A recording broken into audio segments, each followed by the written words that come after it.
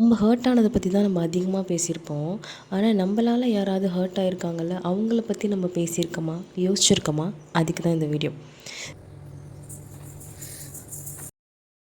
See, we often talk about toxic people as if they are always someone else. But ஏன் அது நம்மளாக இருக்கக்கூடாது? இருப்போம். See, there was a time நான் ரொம்ப எக்ஸ்பெக்ட் பண்ணுவேன். எல்லாத்துலேயுமே ரொம்ப எக்ஸ்பெக்ட் பண்ணுவேன். எஸ்பெஷலி என்னோடய க்ளோஸ் சர்க்கிள், என்னோடய அப்பா அம்மா, சிஸ்டர்ஸ், ஹஸ்பண்ட் இவங்கக்கிட்டலாம் எனக்கு ஏதாவது ஒரு பிரச்சனை, மூட் அப்செட்டாக இருக்குது, டிப்ரெஷனோ ஸ்ட்ரெஸ்ஸோ இல்லை சின்ன ஒரு பிரச்சனையோ மூட் ஸ்விங்ஸோ எதுவாக இருந்தாலுமே அது வந்து நான் அடுத்தவங்க நோட்டீஸ் பண்ணணும்னு நான் எதிர்பார்ப்பேன். நானாக வாய் திறந்து சொல்லாமல் எனக்கு இந்த பிரச்சனை இருக்குது, என்னை இப்படி ஹேண்டில் பண்ணுங்கள், என்னை இப்படி பேம்பர் பண்ணுங்கள் அப்படின்னு சொல்லாமல் அவங்களாம் அதை நோட்டீஸ் பண்ணி அவங்களாம் நான் எப்படி என்னை ஹேண்டில் பண்ணணும்னு நினைக்கிறேனோ அதே மாதிரி அவங்களாம் ஹேண்டில் பண்ணணும் அப்படின்னு நினப்பேன். அது எப்படி முடியும்? Literally I am expecting them to read my mind. அது எப்படி முடியும்? என்னால் யார் மைண்டையும் ரீட் பண்ண முடியாது. நான் எவ்வளோ நாள் ஒருத்தவங்க கூட இருந்தாலும், எவ்வளோ க்ளோஸாக இருந்தாலும் எக்ஸாக்ட்லி அவங்க என்ன நினைக்கிறாங்கங்கிறத என்னால் ரீட் பண்ண முடியாது. அப்படி இருக்கும்போது அடுத்தவங்க எப்படி என் மைண்டை ரீட் பண்ண முடியும்? But literally I was expecting them to read my mind. How toxic I was. என்னடி சொல்கிற? இப்படி தான் நான் இருந்திருக்கேன். நான் என்ன நினைக்கிறேன்னு வெளியில் சொல்ல மாட்டேன். ஆனால் அதுக்கேற்ற மாதிரி நீ நடந்துக்கணும். இல்லையா, உனக்கு என் மேலே லவ் இல்லை, கேர் இல்லைன்னு நான் டிசைட் பண்ணிடுவேன். அண்ட் ஆல்சோ அதை என்னோடய பிஹேவியர்லேயும் ரிஃப்ளெக்ட் பண்ணிடுவேன். இந்த மாதிரி நான் இருந்திருக்கேன்.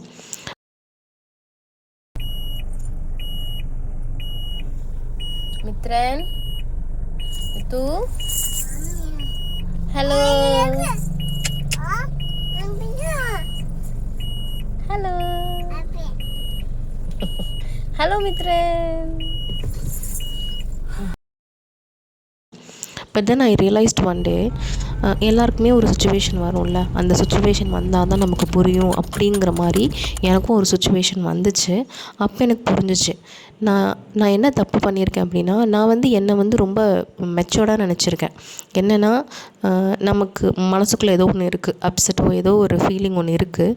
அந்த ஃபீலிங்கை நம்ம தேவையில்லாமல் புலம்பாமல் நம்ம உள்ளுக்குள்ளேயே வச்சுருக்கோம். அது நம்ம ரொம்ப மெச்சோர்டு அப்படின்னு நான் நினச்சிருக்கேன். பட் அது மெச்சூரிட்டி இல்லை, அது ஈகோ. ஸோ அதுக்கு நம்ம மெச்சூரிட்டின்னு சொல்ல முடியாது, செல்ஃப் ரெஸ்பெக்ட்னும் சொல்ல முடியாது. That was purely my ego.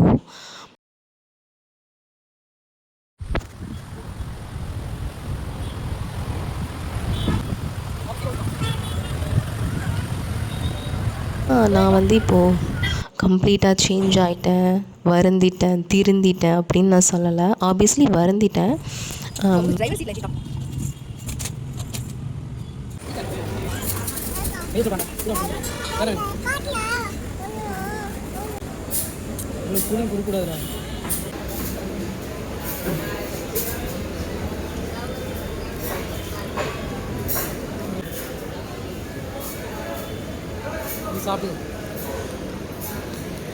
ஒரு டிஃப்ரென்ஸ் ஒன்று இருக்குது. என்னென்னா, முன்னாடி நான் இந்த மாதிரி நடந்துக்கும் பொழுது என்னை உணராமலே நான் அந்த மாதிரி பண்ணியிருக்கேன்.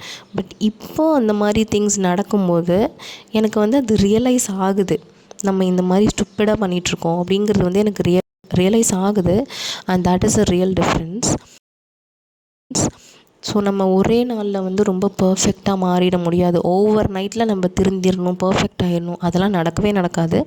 ஜஸ்ட் நம்ம ரியலைஸ் பண்ணுறோம்ல, முன்னாடி நம்ம பண்ணிகிட்டு இருந்தது தப்பு, இப்போ நம்ம பண்ணிகிட்ருக்கிறது தப்பு அப்படின்னு நமக்கு ஒரு டிஃப்ரென்ஸ் நமக்கு மைண்டில் ஸ்ட்ரைக் ஆகுதில்ல, that's where the real growth is beginning.